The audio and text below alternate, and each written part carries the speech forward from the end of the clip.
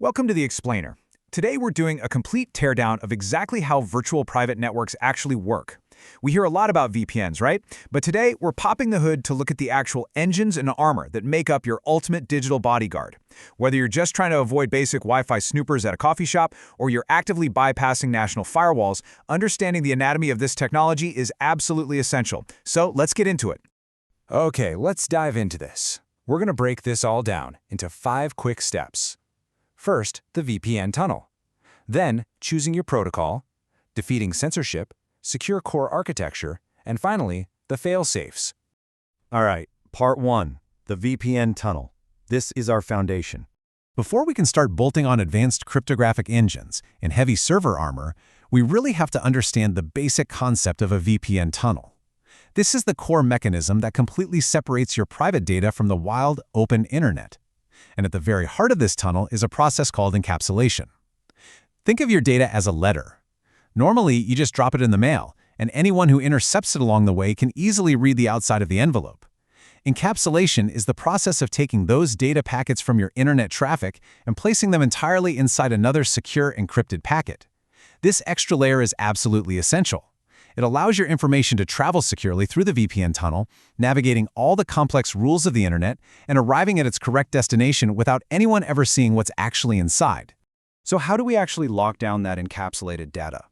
Well, a truly secure tunnel relies on a couple of critical features. First up, it uses AES GCM ciphers, which not only lock your data but actually authenticate it incredibly efficiently to ensure it hasn't been tampered with. But the real magic here? That's perfect forward secrecy.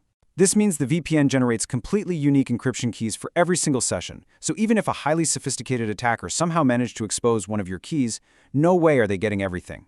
Your past and future browsing sessions remain completely locked down, because they only get the key for that one specific, isolated moment in time. Moving on to part 2, choosing your protocol. Think of this as the engine. Now that we've got a secure tunnel, what actually drives your traffic through it? Let's talk about the engines of our digital bodyguard, the VPN protocols. These are basically the sets of instructions that negotiate and maintain your encrypted connection. The two heavyweights in this space are OpenVPN and WireGuard. On the left, we've got OpenVPN. This is your battle-tested, highly reliable engine. It's been around for years, it's been audited extensively, and it is just incredibly dependable. On the right, though, we have WireGuard. This is essentially the cutting-edge sports car of VPN protocols. It's modern, it's incredibly fast, and it's highly efficient because it uses extremely lightweight cryptographic algorithms like ChaCha20. So, while OpenVPN gives you decades of proven security, WireGuard gives you top-tier speeds with a much lower drain on your device's processor. So, how do we fine-tune these engines?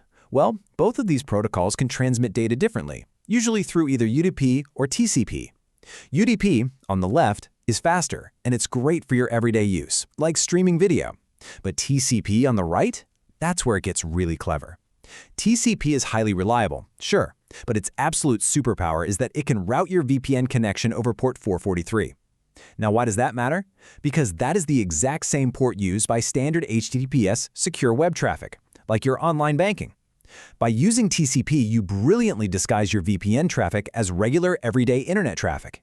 That makes it incredibly difficult for anyone to block without literally breaking the entire internet. All right, part 3, defeating internet censorship. Let's talk about bypassing the blockades. That whole disguise trick brings us perfectly to our next layer of defense. We're moving from just basic privacy to actively bypassing network admins and authoritarian governments who want to restrict your access. So let me ask you, what happens when governments or super strict network admins actively block common VPN ports? As deep packet inspection technology gets more widespread, authorities are getting remarkably good at identifying and blocking traditional VPN protocols. Basically, if they see standard OpenVPN or WireGuard traffic, they just drop the connection altogether. And this is exactly where we deploy digital camouflage. Enter the Stealth protocol. Designed from the ground up by teams like the ones over at Proton VPN, Stealth uses obfuscated TLS tunneling over TCP.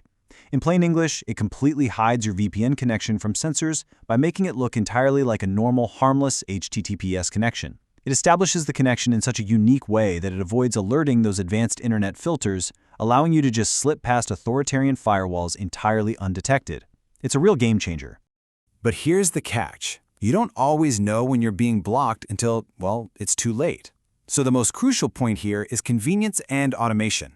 A feature called Smart Protocol acts like an incredibly intelligent router. If your default VPN port gets blocked by a sensor, Smart Protocol automatically and instantly attempts to connect through alternative ports and protocols. The app handles the entire evasion process automatically in the background without you ever having to manually dig into your settings to switch things around. Section 4. Secure Core Architecture. This is all about maximum defense. Now we're shifting our focus to ultra-paranoid privacy needs. Because honestly, a standard single-server VPN isn't always enough for maximum defense. For instance, even with a rock-solid, legally backed no-logs policy, where a VPN provider simply cannot hand over your connection data to law enforcement, you can actually still be tracked by your hardware. Take the recent Scattered Spider hacking case. Law enforcement successfully tracked and located a rogue hacker using secret identifiers buried right into the operating system. We're talking about things like a Microsoft GDD ID on a PC or specific hardware IDs utilized by Mac and Apple vendors. That means OS vendors can identify you even if the VPN provider doesn't. This is exactly why tools like the Tor browser exist, to add massive layers of anonymity, though Tor can't protect everything on your system. It's also why providers like Proton VPN support Tor over VPN to securely route your traffic to onion sites. But for everyday maximum defense against network attacks, we look at Secure Core multi-stop relays. Here's how it builds. Step 1. Your traffic leaves your device and goes straight to a hardened Secure Core server. Step 2. From there, it gets routed to a secondary exit server in another country. And Step 3. It finally reaches the open internet. If an attacker somehow compromises that exit server, they still only see the IP address of the hardened Secure Core server, keeping your true identity entirely hidden. To make all of this actually work, the physical security has to perfectly match the digital security. These primary Secure Core servers are placed exclusively in privacy-friendly countries with incredibly strong data laws, places like Switzerland, Iceland, and Sweden. The servers themselves are owned and provisioned directly by the VPN provider, they're housed in high-security data centers, and they feature full-disk encryption. What that means in the real world is that even if a highly resourced attacker literally broke into the data center and physically stole the server, there is no way they could extract the encryption keys. And speaking of brilliant engineering, we absolutely have to talk about DoubleNAT. Remember earlier when we were praising WireGuard for its blazing speed? Well, out of the box, WireGuard was actually designed to create static one-to-one connections. That means it natively lacks the dynamic privacy you actually need for commercial VPN use. But DoubleNAT brilliantly solves this gap.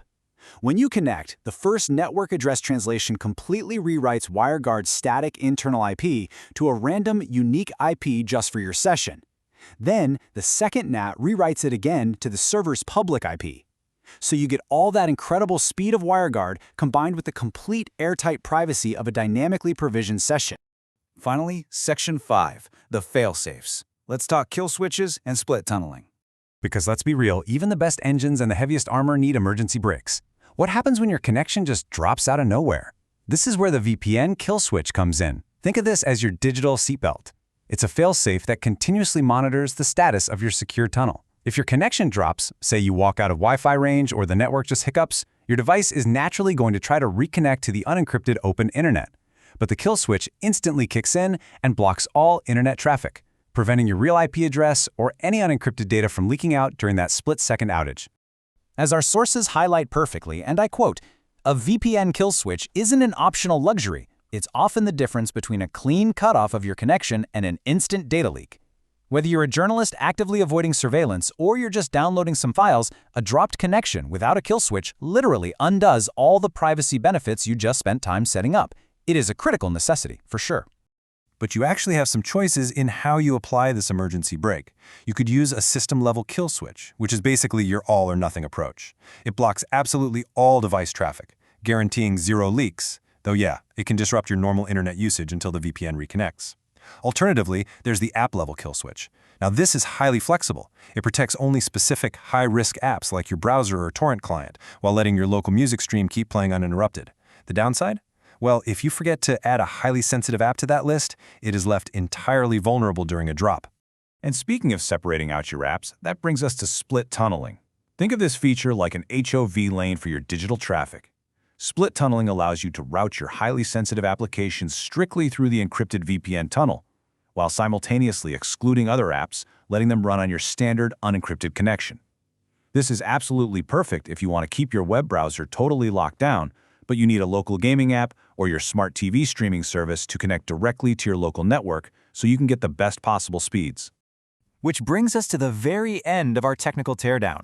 We've looked at the encapsulation of the tunnel, the blazing speeds of WireGuard, the clever camouflage of stealth, and the absolute necessity of a kill switch. So I'll leave you with this one thought. If your connection dropped right this very second, is your digital armor strong enough to protect your true identity? Go check your settings, turn on your failsafes, and remember exactly why these layers of technology matter. Thanks for joining me on this explainer, and stay secure out there.